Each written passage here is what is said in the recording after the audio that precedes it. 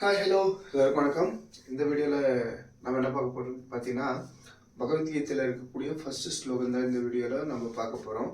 அதாவது இந்த ஸ்லோகம் என்ன சொல்றதுன்னு பார்த்தீங்கன்னா, தர்மக்ஷேத்ரே குருக்ஷேத்ரே சாமவேத யுவிஸ்தவ மாமாக்கா பாண்டவக்ஷைவ கீம அகுர்வத சஞ்சயா அப்படின்னு யார் கேட்குறாங்கன்னா, திருதராஷ்டிரர் சஞ்சயன்கிட்ட கேட்குறாங்க.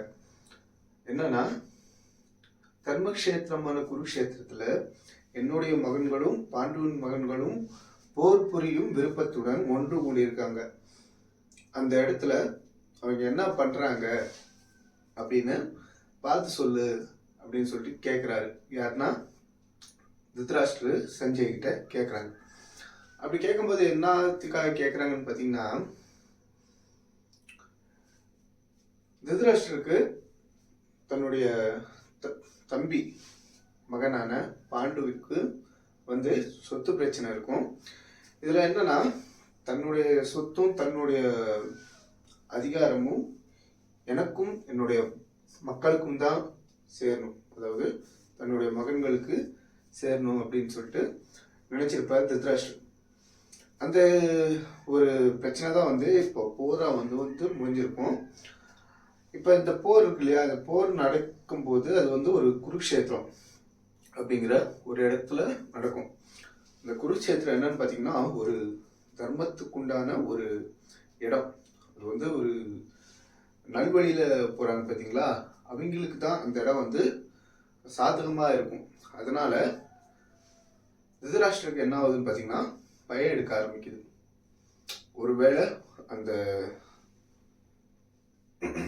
தர்மக்ஷேத்திரமான அந்த இடத்தினுடைய ஒரு தாக்கத்தினால என்ன ஆகும் பார்த்தீங்கன்னா, ரெண்டு பேரும் சமாதானமாயிருவாங்களோ அப்படிங்கிற ஒரு எண்ணத்தினால என்ன பண்றாங்கன்னா, தன்னுடைய காரியதர்சியை கூப்பிட்டு அங்க என்ன நடக்குது சஞ்சயா அப்படின்னு சொல்லிட்டு கேட்குறாங்க. இந்த சஞ்சயா யாருன்னு பார்த்தீங்கன்னா, வியாசரோட சிஷ்யர்.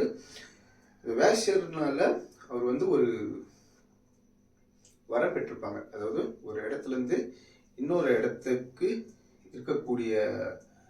நடக்கக்கூடிய விஷயத்த அந்த ஞான திருஷ்டியினால எடுத்துக்கிறது தான், எடுத்து காட்டுறது தான் அவருக்கு ஒரு சக்தியா கிடைச்சிருக்கும். அந்த வரத்தினால இவங்க என்ன பண்றாங்க பார்த்தீங்கன்னா, அந்த தர்மக்ஷேத்திரமான குருக்ஷேத்திரத்துல அந்த இடத்துல என்ன நடக்குது அப்படின்னு பார்த்து சொல்லுன்னு சொல்லிட்டு நம்ம திருதராஷ்டிரர் சஞ்சயன்கிட்ட கேட்பாங்க. ஓகே, இதுதான் இந்த ஒரு ஸ்லோகத்தினுடைய அர்த்தம். இந்த ஸ்லோகம் மேற்கொண்டு பகவத்கீதையில மேற்மேலும் வருது. இங்க ஒரு மெயின் ரீசன், இந்த பகவத்கீதை மகாபாரதம் இது ரெண்டு ஆரம்பிக்கிறதுக்கு தான் இது ஒரு மெயின் ரீசனா இருந்திருக்கு. அதாவது இந்த கௌரவர் வம்சம், பாண்டவர் வம்சம். இந்த கௌரவம் அப்படிங்கிறது ஒரு இந்த கௌரவ இதுல இந்த பாண்டவர்கள் வந்துடக்கூடாது. இது ஒரு செக்ஷன். அதுல பாண்டவர்கள், அதாவது தன்னுடைய தம்பி பசங்க இதுக்குள்ள வந்துடக்கூடாது அப்படிங்கிற ஒரு எண்ணம் இருந்ததுனாலதான் இந்த மகாபாரதம் அப்படிங்கிற ஒரு போரே ஆரம்பிச்சிருக்கு. இப்போ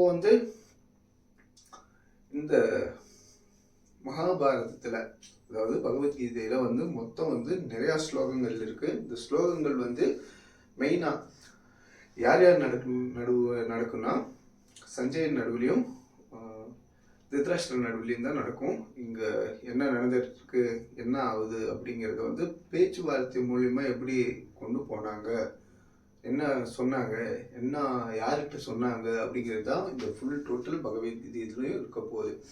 ஓகே ஓகே गाइस, இந்த வீடியோ உங்களுக்கு பிடிச்சிருந்தா லைக் பண்ணுங்க, ஷேர் பண்ணுங்க, அப்படியே சப்ஸ்கிரைப் பண்ணிடுங்க. டாடா.